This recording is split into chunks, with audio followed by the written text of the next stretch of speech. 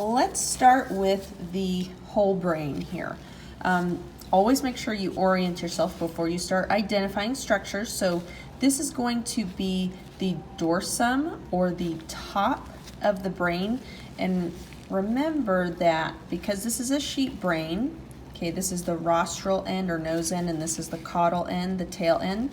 So if a sheep, if we're looking at the side of the sheep, this is the top of the head, which is the same as the back side. So that's why we call this the dorsum. Then this would be the ventral view, anterior, posterior. So always remember the minor differences in terms on our animal specimen. So let's start with this, the structures on the dorsum. So first we have the cerebral hemispheres. Remember, hemi means half, and so we will have a left cerebral hemisphere and a right cerebral hemisphere. This line, this deep groove that goes right down the midline, that is the longitudinal fissure. These raised portions are the gyri, or gyrus, which is singular. So if I had a pin on one single mounted portion, that would be a gyrus, but collectively we call those gyri. The shallow grooves, so the things that create all these wrinkles, are the sulci, which is plural for sulcus, singular. We saw these terms, my students at least, last week when we were going over the spinal cord, the difference between, a fissure, so this longitudinal fissure is a very deep groove, versus the sulci, which are shallow grooves. So I think S for sulcus, S for shallow. That's kind of a quick way to remember the difference between the two. On the dorsal view, we have to gently open the brain up like that. And this structure right here, make sure you can see it in the camera. This structure right here, that is the pineal gland. So in order to get a good view of this, we'd have to open this up. But that's the pineal gland. Then these two bodies right here are actually a part of the corpora quadrigemina, also termed the tectal plate. So this is part of the corpora quadrigemina. And then this whole part right here is the cerebellum, which means little brain. Let's look at the ventral side of the sheep brain. And we'll go anterior to posterior. So up here we have the two olfactory bulbs. They kind of look like light bulbs. Remember your rights and lefts. So this one is going to be the right olfactory bulb. This one is the left olfactory bulb. Remember, olfaction refers to our sense of smell. And from those bulbs, we will follow along this pathway right here. So this would be the right olfactory tract. This one right here would be the left olfactory tract. And anytime you see that word tract, you can kind of think of a passageway or a pathway. Moving along, we have this kind of X-shaped structure called the optic chiasm.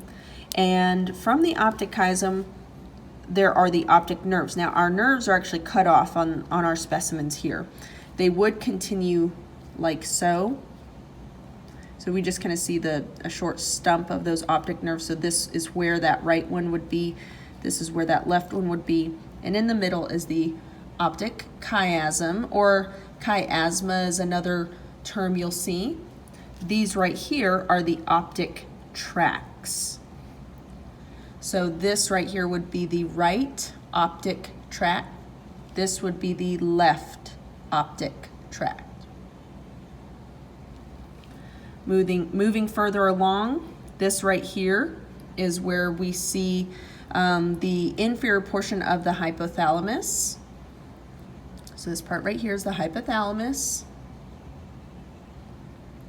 The midbrain makes up these structures right here.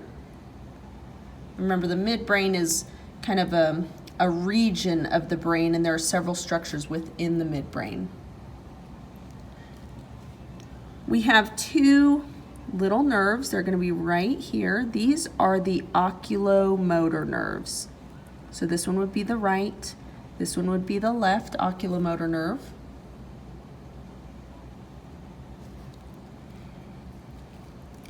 right here, this portion is referred to as the pons. Pons actually means bridge. And the bridge, you can think of it as kind of a bridge between the midbrain and the spinal cord.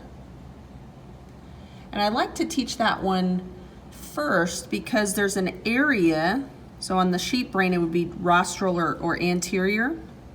On our brains you can kind of think of it, I don't have a human brain here obviously, but this would be like the top of the head and then our spinal cord goes down. This part right here are the cerebral peduncles. So that's this area right here. So I just showed you the pons, which is this raised portion right here. So the cerebral peduncles are here.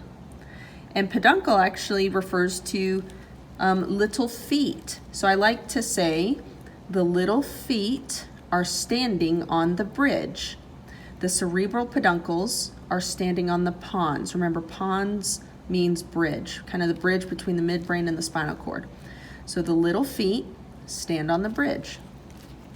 On this view, the little feet stand on the bridge. The cerebral peduncles are standing on the pons. So from there, we have this area, which is the medulla oblongata. And right down the midline of the medulla oblongata is the median ventral fissure. Let's take a look at our mid-sagittal cut. I have this specimen right here just to show you the dura mater, how it's real interesting looking, just seeing how it covers and connects. Remember, the dura mater is that tough mother.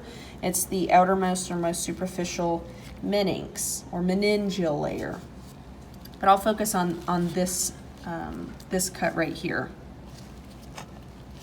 So first thing is the corpus callosum. That is this part right up here. So that part up there is the corpus callosum. The bottom part is what we would call the fornix. And in between that is actually the lateral ventricle. Your specimen may or may not have this thin piece of tissue opened up like this. Is called the septum pellucidum, and it's what divides the two lateral ventricles. So because this is the left side, this technically, that space in there is going to be the left lateral ventricle, excuse me. The right one would be on this side, and that's what makes up lateral ventricles 1 and 2. The third ventricle is going to be this space right here. And then we have the cerebral aqueduct, which is also referred to as the mesencephalic aqueduct. And that is going to be this area right here. And then this right here is the fourth ventricle.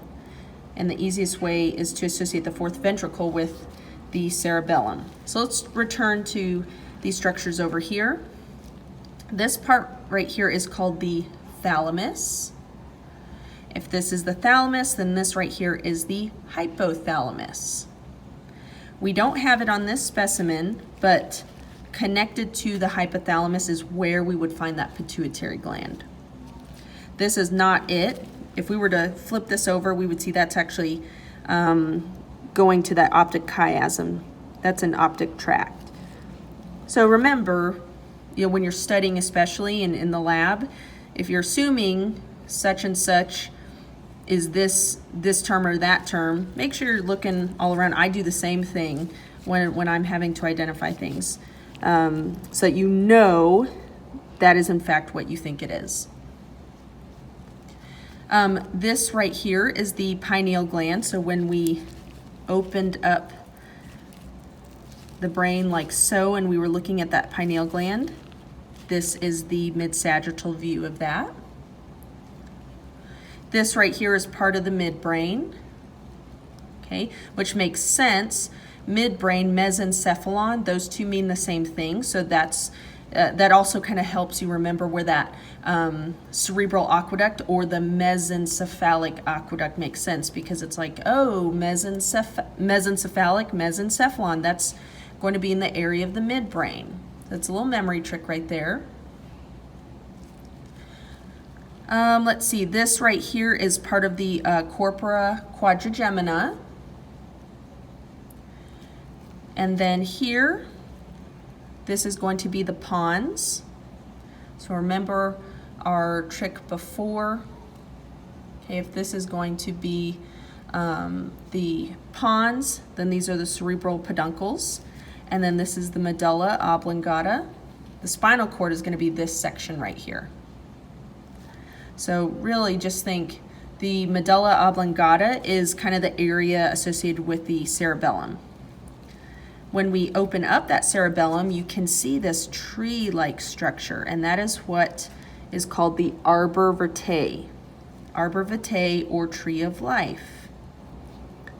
So if you see that tree-like structure, you know you're looking at the arbor vitae.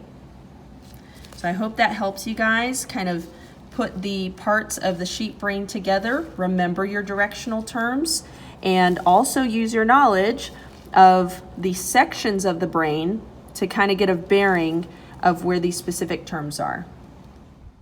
Want to stay up to date on my latest videos? Please hit like and subscribe, and don't forget to check my Instagram page at The Anatomy Gal. See you next time.